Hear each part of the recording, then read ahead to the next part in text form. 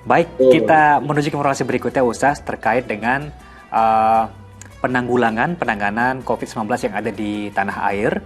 Nah, di antaranya ada penyelewengan vaksin COVID-19 di Medan yang diungkap polisi menyeret 4 orang tersangka. Ironisnya, pemirsa, 2 tersangka merupakan tenaga kesehatan, yakni dokter sekaligus aparatur sipil negara di lingkungan Dinas Kesehatan Sumatera Utara.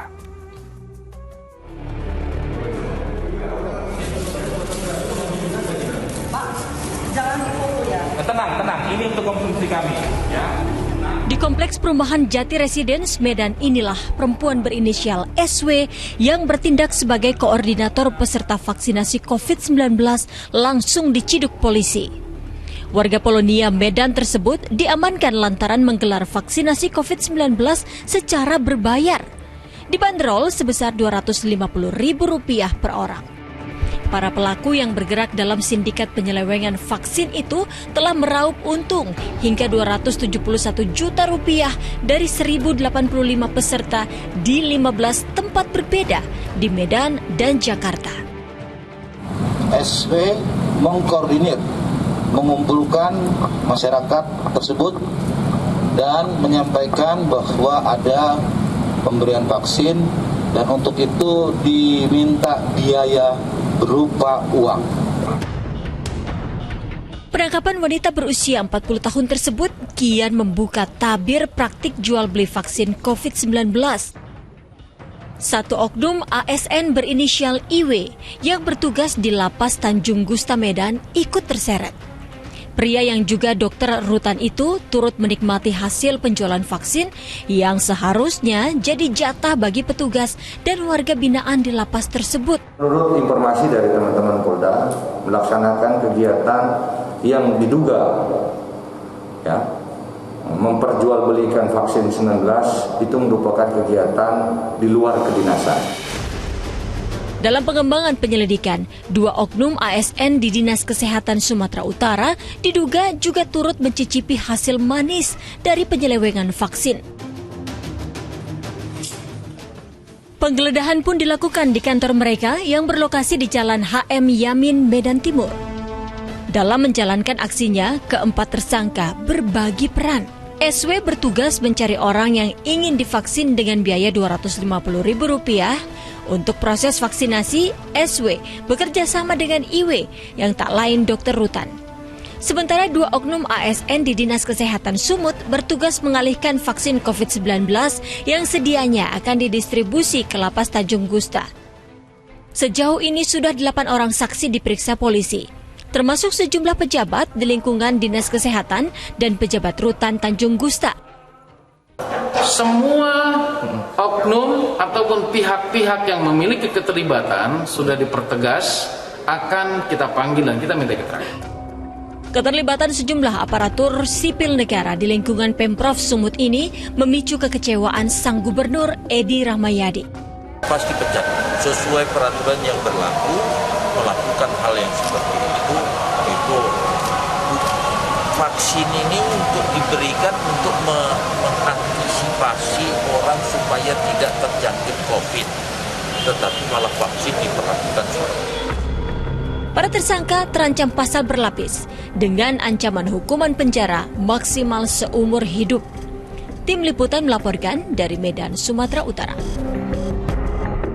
Ya, sangat kita sayangkan karena dengan kejadian tersebut pastinya ada pihak-pihak yang seharusnya lebih berhak justru menjadi tidak menerima vaksin.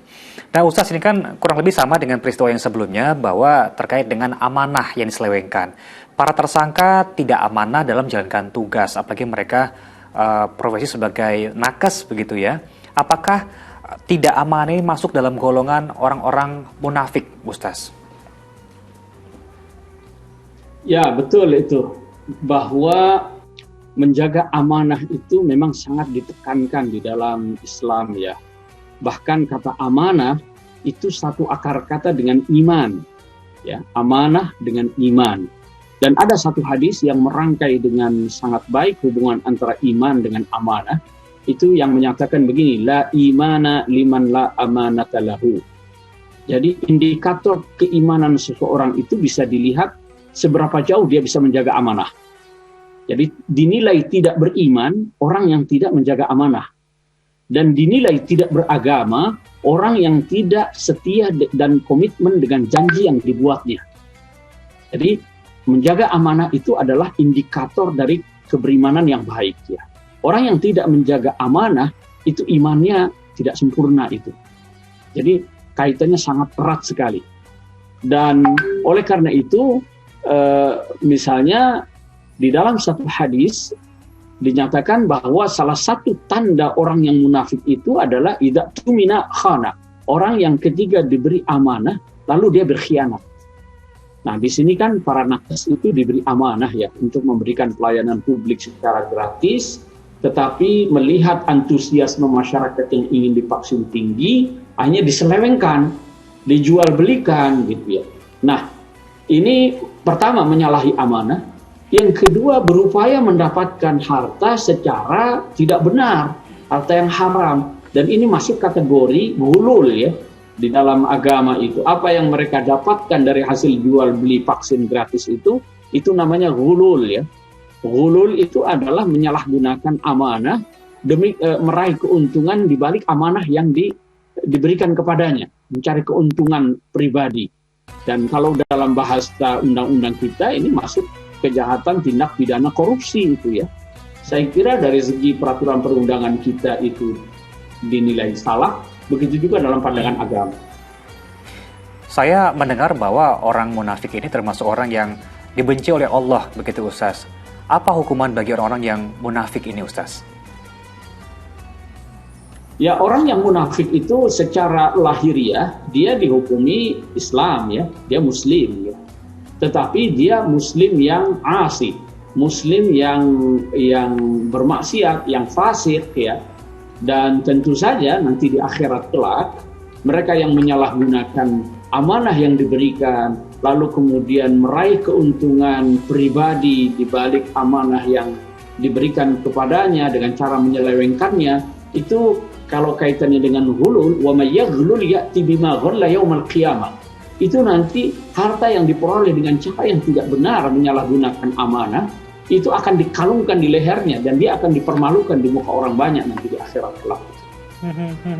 Termasuk yang dikalungkan adalah saya pernah dengar ceramah Ustaz sebelumnya, harta yang dia kumpulkan di dunia ada harta yang tidak halal begitu Ustaz ya.